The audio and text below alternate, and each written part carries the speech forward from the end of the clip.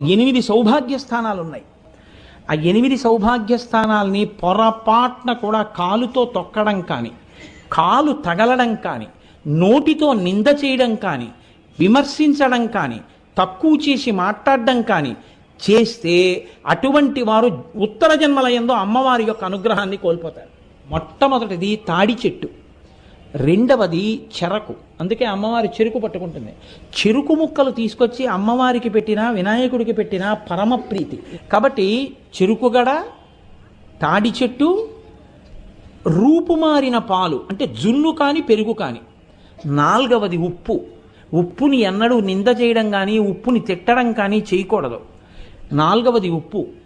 ఐదవది అనుములు.